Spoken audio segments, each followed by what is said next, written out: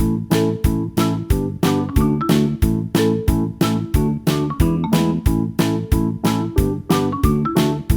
बच्चों, कैसे हैं आप सभी। मैं आशा करती हूँ आप सभी लोग स्वस्थ और प्रसन्न होंगे। आज हम हमारा पाठ मुहावरे व लोकोक्तियां को पढ़ेंगे और समझेंगे। तो आइए इस पाठ को प्रारंभ करते हैं।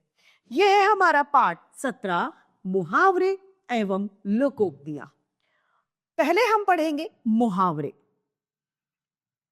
मुहावरों का प्रयोग हम हमारी भाषा को प्रभावी बनाने के लिए करते हैं। जब हम बोलते हैं, यदि हम प्रभावी भाषा में बोलेंगे तो व्यक्ति बिल्कुल आसार हो जाएगा कि वो हमारी भाषा को सुनेगा ही सुनेगा, हमारी बात को सुनेगा। तो इसीलिए मुहावरों का प्रयोग किया जाता है। तो आइए इसे शुरू करते हैं। मुहावरे वाक्यांश होते हैं। मुहावरे का काम है कथन को विशेष रूप से प्रभावी बनाना। परिभाषा है मुहावरों की, ये ऐसे वाक्यांश होते हैं जो किसी साधारण अर्थ को प्रकट न करके एक विशेष अर्थ को प्रकट करते हैं। ये मुहावरे कहलाते हैं।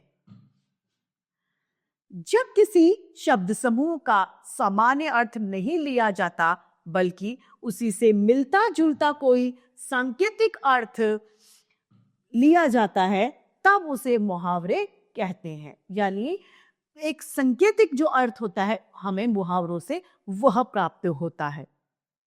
उदाहरण के लिए, वचना देना मुंह में पानी आना। मुंह में पानी आना, यहां पर मुहावरे का शाब्दिक अर्थ हम नहीं लेंगे, लेकिन जी ललचाना इसका अर्थ होता है। शाब्दिक अर्थ तो ऐसा होता है कि मुंह में पानी आ गया उसके, नहीं, इसका अर्थ होता है ललचाना, लालच में आ जाना, यह होता।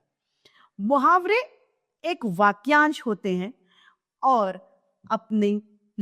परंतु अपना स्वतंत्र अस्तित्व यह रखता है। क्या? मुहावरे। यहां पर हमें बहुत सारे मुहावरे दिए गए हैं, उनके अर्थ बताए गए हैं। आइए इन्हें हम पढ़ते हैं। पहला, अक्ल का दुश्मन होना अर्थात मूर्ख होना। वाक्य इसका है, जो बच्चे पढ़ने में कमजोर होते हैं उन्हें भी कभी अक्ल का दुश्मन नहीं कहना चाहिए, क्योंकि वो उनका मानसिक स्तर सही नहीं होता है, इसीलिए वो पढ़ने में कमजोर हैं। वो अक्ल के दुश्मन नहीं है। अपना उल्लू सीधा करना यानी अपना स्वार्थ सिद्ध करना। आजकल नेता की चमचागिरी करके लोग अपना उल्लू सीधा कर लेते हैं। अंधे की लकड़ी होना अर्थात किसी का एकमात्र सहारा होना। उस बुढ़िया का पोता ही उस अंधी का लकड़ी है, यह इसका वाक्य प्रयोग। आग बबूला होना अर्थात क्रोधित होना।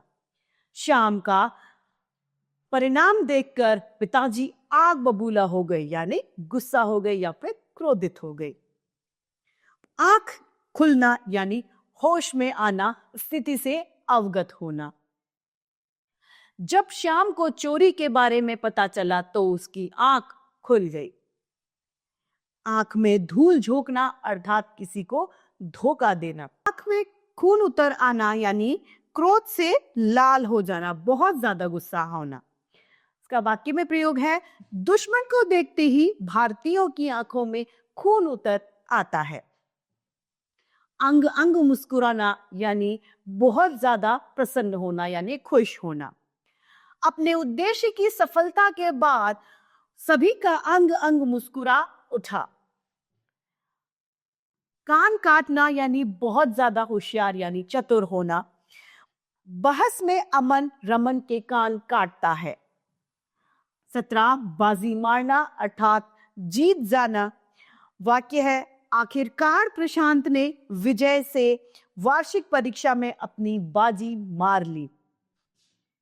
आग में घी डालना यानी झगड़े को और बढ़ावा देना। तो मैसी बातें करके आग में घी डालने का कार्य मत करो। ईंट से ईंट बजाना यानी नष्ट कर देना।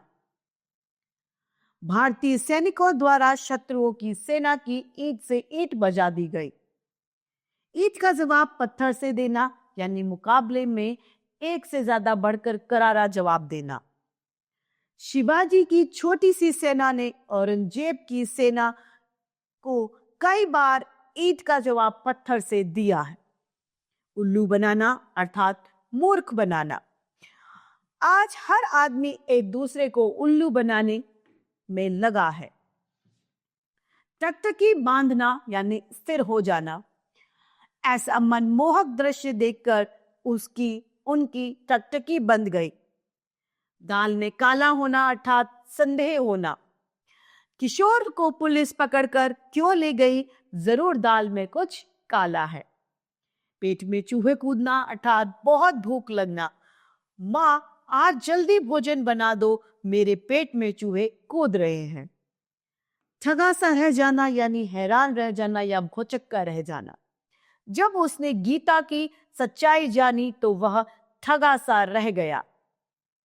आंखें चुराना यानी शर्माना।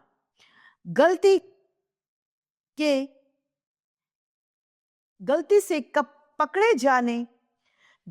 पकड़े जाने पर प्राय लोग आंखें चुराने लगते हैं। अब है हमारी लोकोक्तियां। जो लोकोक्तियां होती हैं वो भाषा लोक में बोली जाती हैं, हमारे देहात में बोली जाती हैं, वे लोकोक्तियां कहलाती हैं। लोकोक्ति शब्द लोक और उक्ति के जोड़ से बना है, जिसका शाब्दिक अर्थ होता है लोक में प्रचलित कथन, यानी ऐसा कथन जो लोक अनुभवों के आधार पर आधारित होता है और लोगों के बीच में प्रचलित होता है, इसीलिए इसे लोकोक्ति कहते हैं।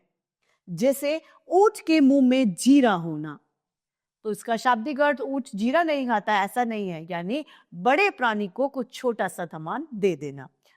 तो आइए यहाँ पर कुछ लोकोक्तियां दी गई हैं, इन्हें हम पढ़ते हैं। अंधेर नगरी चौपट राजा यानी अयोग्य शासक के कारण गलत शासन होना।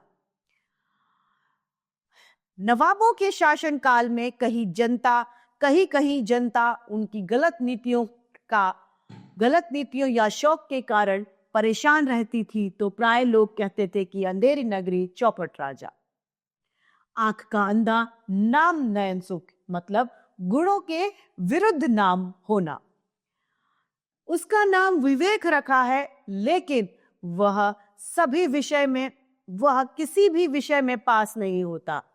यहां तो यही कहावत हो गई कि आंख का अंधा नाम नयन सुख। आसमान से गिरा खजूर में अटका, अर्थात एक के बाद एक विपत्ति आना। वाक्य है, लिखित परीक्षा किसी प्रकार से पास करने के बाद उसने साक्षात्कार दिया यानी इंटरव्यू दिया। नौकरी के लिए उसका चयन भी हो गया, लेकिन किसी ने मुकदमा कर दिया। इसे कहते हैं कि आसमान से गिरा तो खजूर में अटक गया। अंत भला तो सब भला, यानी किसी कार्य का अंत सही होता है तो सब कुछ अच्छा हो जाता है। परीक्षा का अंतिम प्रश्न पत्र बहुत ही अच्छा हुआ, अतः यह कहा जा सकता है कि अंत भला तो सब भला। अधचल गगरी छलकत जाए, यानी ओछा मनुष्य या कम जानकार मनुष्य दिखावा ज्यादा करता है। अज्ञानी तथा ओछा मनुष्य ज्ञान का दिखावा अधिक करते हैं, इसीलिए कहा जाता है कि अधचल गगरी छलकत जाए। एक तो करेला ऊपर से नीम चढ़ा, अर्थात एक तो दोष के साथ और भी दोष दूसरे व्यक्ति पर लगा देना। वह पढ़ाई तो करता नहीं था, अब लोगों से झगड़ा भी करने लग गया है, इसी को कहते हैं एक तो करेला वो भी नीम चढ़ा। खोदा पहाड़ निकली चूहिया, यानी ज्यादा मेहनत करने पर भी कम फल प्राप्त होना। मशीन लगाने में बहुत पैसा व परिश्रम लगा, जब उत्पादन शुरू हुआ तो अब खरीदार ही नहीं मिल रहे। ये तो वही बात हुई कि खोदा पहाड़ निकली चूहिया। कहाँ राजा भोज कहाँ गंगू तेली, यानी दोनों के बीच में असमानताओं को दर्शाना। किसी साधारण गायिका की तुलना लता मंगेशकर से करना उचित नहीं। यह तो वही बात है कि कहाँ राजा भोज और कहाँ गंगू तेली। गेहूं के साथ घुन का पिसना, यानी दोषी के साथ में निर्दोष को भी सजा होती है। अपराधी के साथ रहने पर हमें भी दंड भुगतना पड़ता है, इसीलिए तो कहते हैं कि गेहूं के साथ में घुन को भी पिसना पड़ता है। अपनी अपनी झपली, अपना अपना राग, यानी सबका अलग अलग विचार होना। चुनाव आते ही सारी राजनीतिक पार्टियां अपनी अपनी झपली, अपना अपना राग आलापने लगती हैं। 11वां, अंधों में काना राजा, यानी मूर्खों में थोड़ा समझदार व्यक्ति का होना। जहां सभी कक्षा 12वीं फेल हो, वहां एक बीए व्यक्ति अंधों में काना राजा साबित हो रहा था। एक पंथ दो काज, यानी एक साधन से दो काम होना। वाक्य है, इलाहाबाद में परीक्षा देने के बाद मैंने संगम में स्नान भी किया। इसी को कहते हैं एक पंथ दो काज होना। उल्टा चोर कोतवाल को डांटे, यानी अपराधी द्वारा अधिकारी को डराना या धमकाना। एक तो तुमने मेरी चोरी की और पूछने पर मुझे धमका रहे हो। इसी को कहते हैं उल्टा चोर कोतवाल को डांटे। ऊंची दुकान फीका पकवान, यानी नाम बड़ा और दर्शन छोटा। नाम बड़ा और वास्तविकता कुछ भी नहीं। कभी कभी कुछ प्रसिद्ध दुकानों से घटिया माल मिल जाता है। इसी को कहते हैं ऊंची दुकान और फीका पकवान। अब पछताए होत क्या जब चिड़िया चुग गई खेत, यानी हानि होने पर पछताने से कोई फायदा नहीं होता। साल भर पढ़ाई नहीं करी, यदि परीक्षा परिणाम खराब आए तो पछताने से क्या फायदा होता है। ये तो वही बात हो गई ना, अब पछताए होत क्या जब चिड़िया चुग गई खेत। अकेला चना भाड़ नहीं फोड़ सकता, यानी अकेला व्यक्ति कुछ नहीं कर सकता। देश में भ्रष्टाचार इतना ज्यादा फैला है कि अकेला आदमी कुछ भी नहीं कर सकता। ठीक उसी तरीके से जैसे अकेला चना भाड़ नहीं फोड़ता। एक अनार 100 बीमार, अर्थात एक वस्तु और उसके खरीदार ज्यादा। आजकल बेरोजगारी इतनी ज्यादा बढ़ गई है कि एक भी रिक्त जगह के लिए अनेक आवेदन पत्र आ जाते हैं। ये वही बात हुई कि एक अनार 100 बीमार। आम के आम गुठलियों के दाम, अर्थात दोहरा लाभ होना। यह पुस्तक पढ़ के मैंने प्रथम श्रेणी में परीक्षा पास कर लिया और बाद में इसी पुस्तक को दुकानदार को आधे दाम पर बेच दिया। यही बात हुई कि आम के आम और गुठलियों के भी दाम। मुहावरा भी कहने का तरीका होता है जो लोग के बीच में प्रचलित होते हैं, लेकिन मुहावरा और लोकोक्तियों में कुछ अंतर होता है। यहां पर हमें इनके बीच में अंतर बताए गए हैं, आइए पढ़ते हैं। मुहावरा छोटा होता है, लोकोक्ति बड़ी होती है। मुहावरे का सीधा अथवा प्रत्यक्ष अर्थ नहीं होता। मुहावरे का सही अर्थ वाक्य में प्रयोग करने पर ही पता चलता है। मुहावरे की अपेक्षा लोकोक्ति का अर्थ स्पष्ट होता है, यानी लोकोक्ति अपना स्पष्ट अर्थ रखती है। बिना वाक्य में प्रयोग किए भी लोकोक्ति का अर्थ मालूम किया जाता है। मुहावरों का प्रयोग अपनी बात को सुंदर और प्रभावी बनाने के लिए किया जाता है। लोकोक्ति का प्रयोग किसी सत्य या वास्तविकता के समर्थन में किया जाता है। वाक्य में प्रयोग करने पर मुहावरे के काल, लिंग और वचन में परिवर्तन हो जाते हैं, जबकि वाक्य में प्रयोग करने पर लोकोक्ति में किसी भी प्रकार का कोई भी बदलाव या परिवर्तन नहीं होता है। ये चार अंतर मुहावरे और लोकोक्ति में होते हैं।